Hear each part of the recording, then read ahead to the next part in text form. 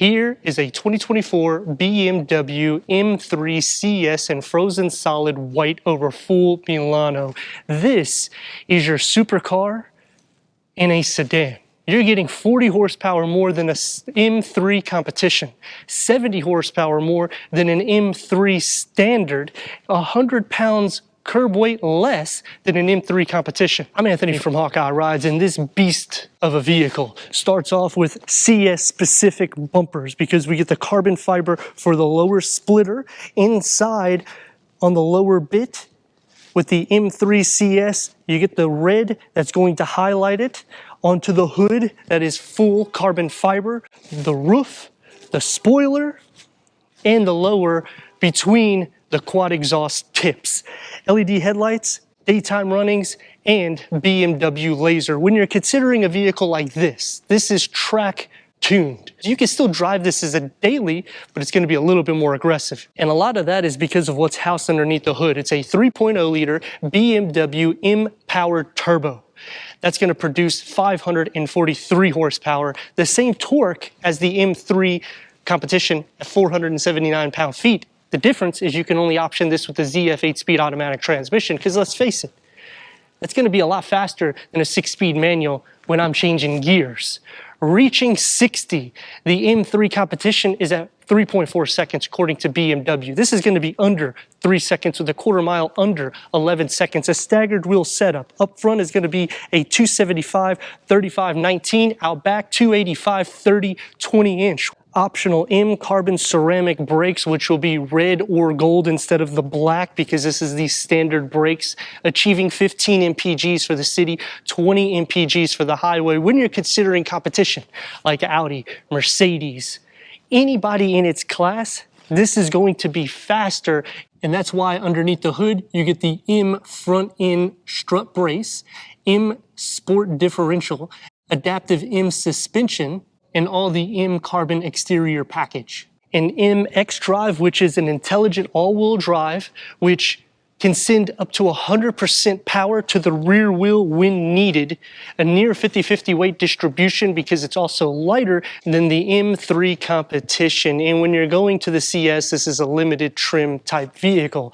LED taillights, the lower is going to be the most aggressive stance for the M3, and the CS just polishes it off with all the carbon fiber. Quick release going into 13 cubic feet of storage. You have a little storage nook on the side, and a 12-volt charger. Split fold the rear bench in the back at the 40-60 split. That's going to increase cargo to the M3 CS, but that's not what this car is about. Let's go inside, start it up so you can hear that exhaust note.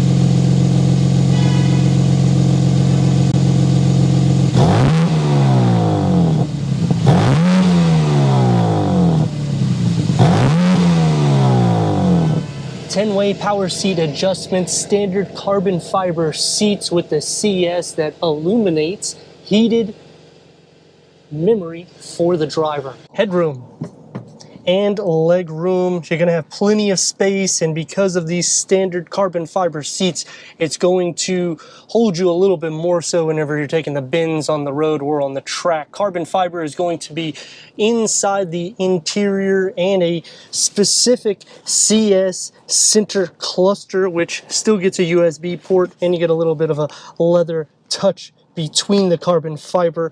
Wireless QI wireless charger, USB port with the curved panel, 2 screens, 14.9 inch with wireless Apple CarPlay, Android Auto, Sirius XM, AM, FM, streaming, Bluetooth audio, iDrive 8.5.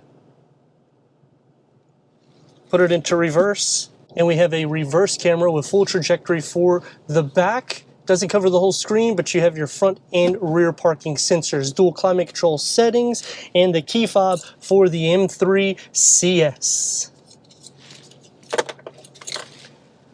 Alcantara with the 12 o'clock on the M-specific steering wheel multi-function, the paddle shifters in the front for M1 and M2, and the paddle shifters to engage the ZF 8-speed automatic transmission. The gauge cluster can go through an array of different content, including turn-by-turn navigation, and you can do the same thing for the heads-up display.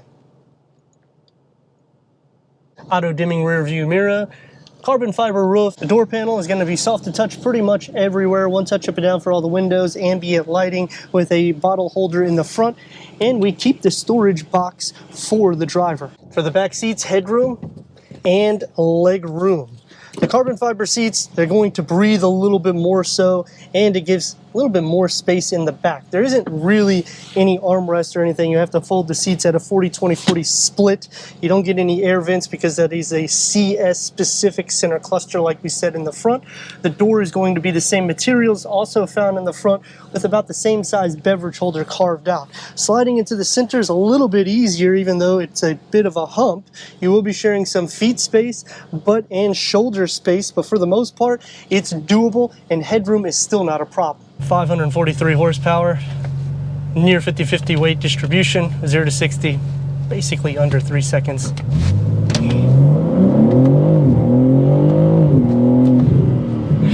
I can vouch for that. Dynamically speaking, oh, it feels good.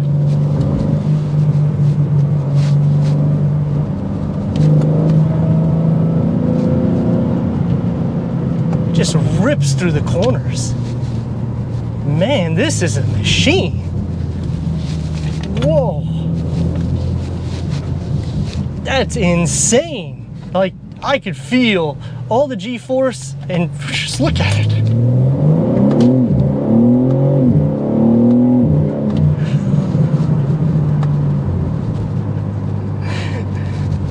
The exhaust no filters in well.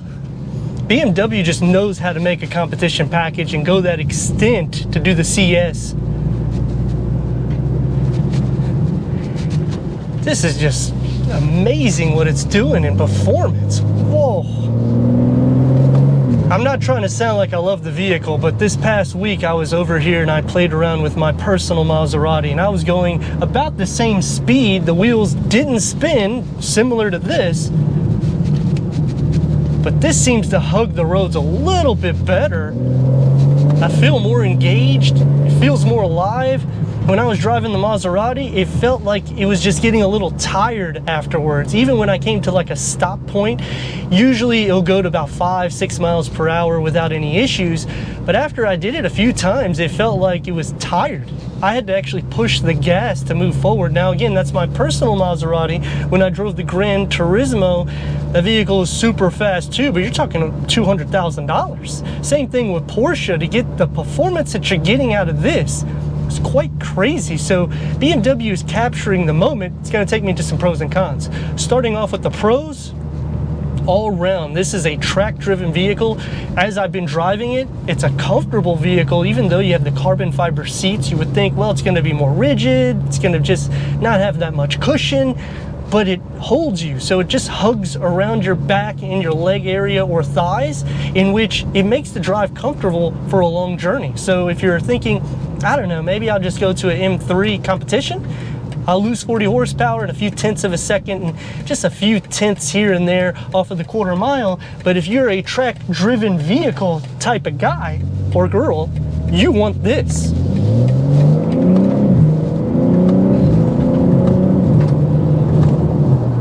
Visibility is good. You don't sit too low to the ground, even though the clearance is low to the ground. I just love the engagement that comes out of it.